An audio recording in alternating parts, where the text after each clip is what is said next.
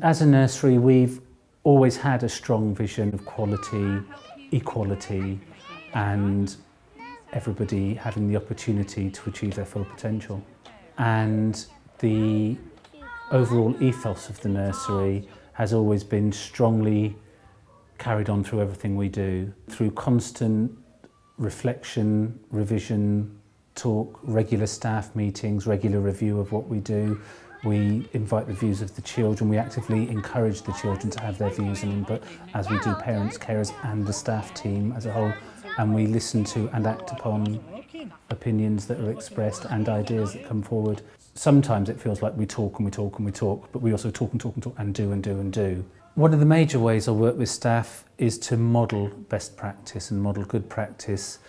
Obviously there are times when you need to talk to staff one-on-one or talk through specific issues or things that are going on, but a major way is to actually model the best practice and be there as a model for the staff and the children. We do a lot of staff development in our team meetings that we're lucky to have, on a weekly basis. And then we also have 4 study days a year where we look at different aspects of our work, and Chris will often lead some of those sessions. We close to the children and have pieces of work that we're looking at or reviewing, or new policies to draft, and sometimes as EYP I will be leading on aspects of that work as well.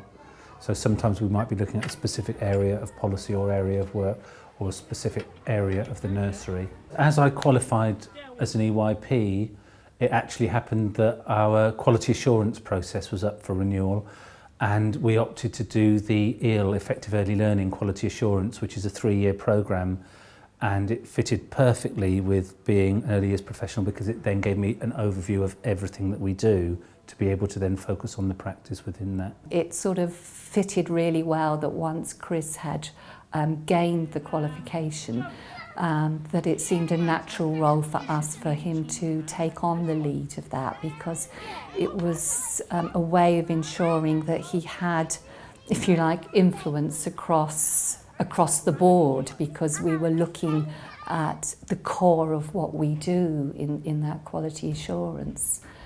So it just seemed a very natural development for us. EAL is very strong on involvement of all stakeholders, so it actively encourages you to involve the children, the parents. It doesn't encourage you, it demands that you involve the children, the parents and all of the staff in that process.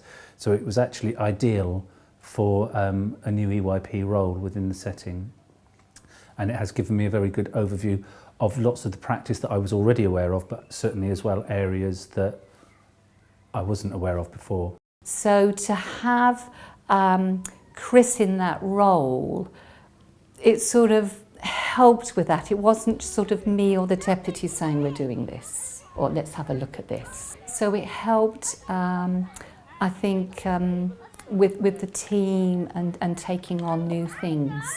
The fact that I'm not management allows me to have an input and sometimes conversations with members of staff that I wouldn't be able to otherwise.